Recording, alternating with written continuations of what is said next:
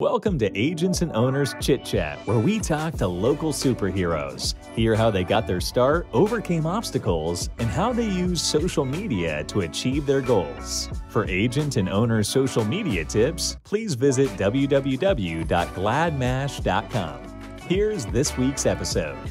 Hey guys, welcome to Agents and Owners Chit Chat with Cas Thompson and Gladmash team. I'm excited about this episode for two reasons. Number one, it's our first episode. Obviously, we want to be able to talk to as many owners and agents as possible about how they got their start, where they are in business, and we want to discuss how they took the actual actions that they took in order to actually operate and run their business, and how they help other business owners and individuals, with their businesses. So that's one reason why I'm excited. The other reason I'm excited is because, this guest today on our first episode is actually my wife, and we met in business. I was a business operator and owner as well, and I had several opportunities when it came to finances, and this person helped me out. So we want to welcome to the show Yara Thompson. Thank you. How are you doing today? I'm doing well. How are you? Everything's excellent. So thanks for being on the show. I don't know if you had a choice or not, but thanks for kicking us off. So how did you get your start, Yara, in accounting? Tell us a little bit about what you do. So she's an accountant. I didn't say it before, but accounting and bookkeeping. So how did you get your start? So my start was way back in 2003 when I actually joined the military. Based off of my enlistment, I joined into the industry of logistics, and that's when I started getting familiarized with the passion I have for numbers. With logistics, of course, it's dependent on numbers, but the passion that I have in making numbers a true reality, and becoming the true picture and knowing where you're at, just by counting items and units and cases, and see how that number also adds to the worth of an individual or a company. Right. That was my intriguing area. Okay.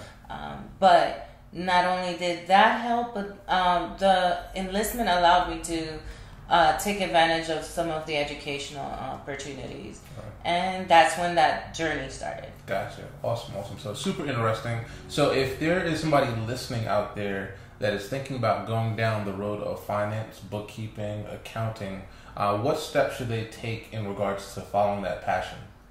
I think the first step is to really assess if that's something you passionately want to do day in and day out. Reflection is a huge part of growth, but if your question answered towards more the learning opportunities and that path, that will be dependent on what type of accounting you want to do. So there are different subject areas that you can become an expert in, such as cost accounting, tax accounting, and so forth. But if you're just a beginner, a novice, and you want to learn the field, I do represent and work with a lot of QuickBooks products, and primarily are free of cost if you would like to train. And that is a good starting point because it allows you to learn whether this is what you really want to do after you get into those modules and start learning. Gotcha. So let's fast forward a little bit. So let's say I've figured out that I'm passionate about doing this every day. I took the training and I want to get my feet wet in regards to opening up my own firm like you did. So I want to open up my own business in accounting or bookkeeping. What should I look into, or how should I get started? How do I acquire clients? How does that look like? So acquiring clients, it's a monster on its own, but definitely a big part of your business. So where you will start is establishing your business. Okay. Of course, through the business creation process, and then target what audience you would like to identify as your niche. Right. Once you've identified your niche, then you have to go 150% heavy on marketing. Right. What does marketing look like? Well, you have to me personally, you have two flows of marketing.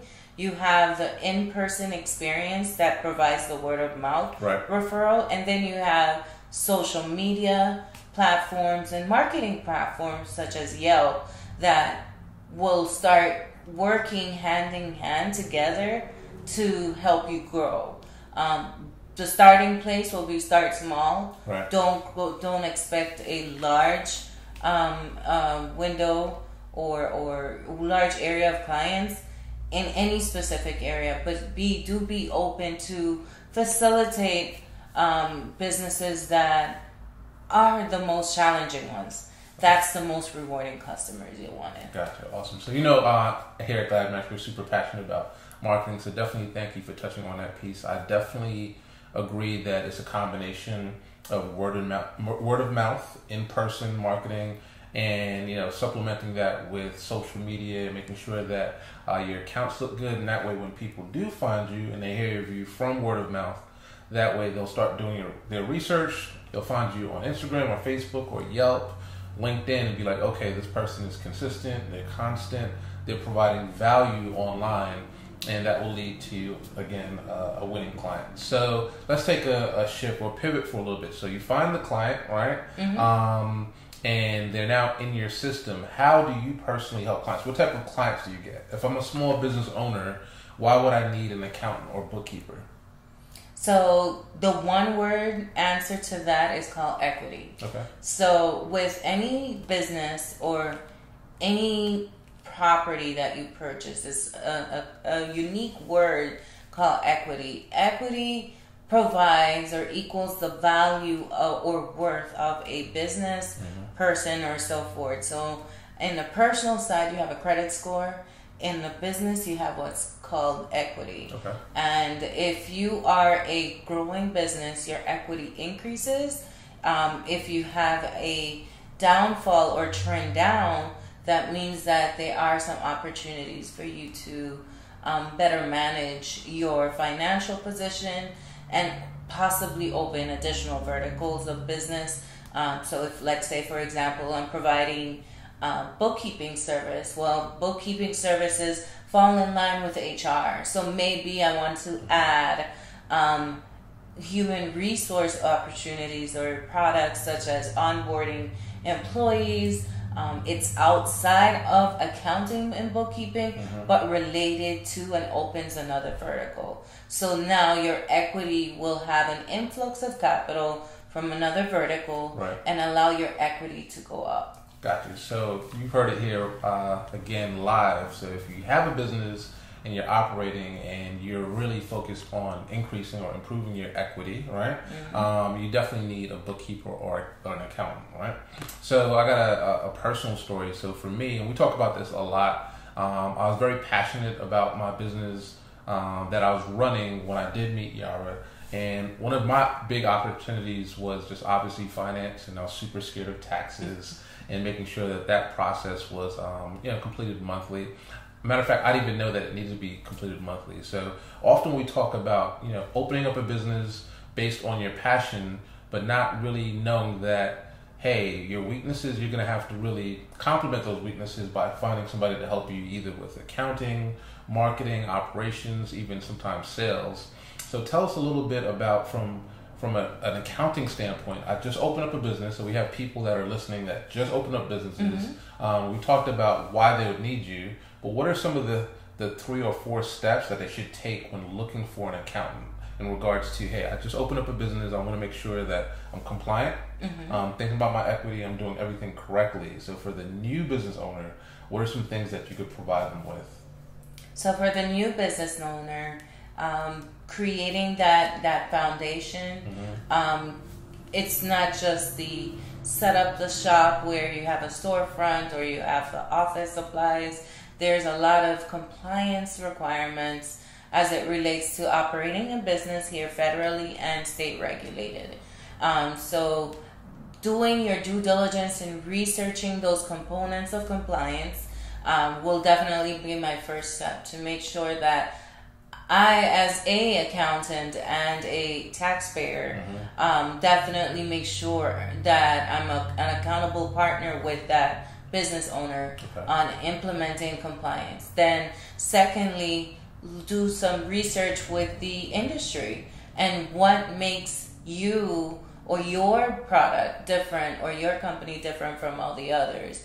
And then we strategically work our way into logistics and financial. So financial comes first because you can't have logistics without capital. Right. But definitely those are the 4 areas that I would put great focus in. Gotcha. Awesome. I appreciate that answer. All right. So one last question. This is a surprise question, but we'll see how she handles it. So again, we're going to pivot back to people or individuals that are thinking about becoming a bookkeeper or an accountant. Shortly, just tell us about a day in the life of a bookkeeper or an accountant. So morning, afternoon, evening, what does that look like? Just a day in the life of a bookkeeper or an accountant.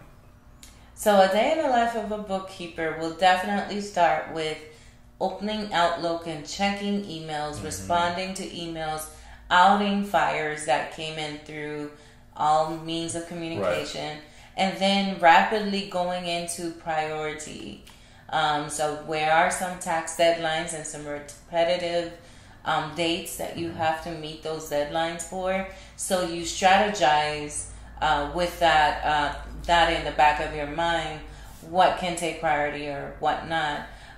But to be more into the transparency piece, I would say that, of course, emails, potential new business, because I aim for growth every week. Of course. If it's in a small area or a large area, the rewarding part and the part that I do measure is my growth for business. So I tackle any new business, and old business will fall into the afternoon, and that can be anywhere from follow-up calls to unclosed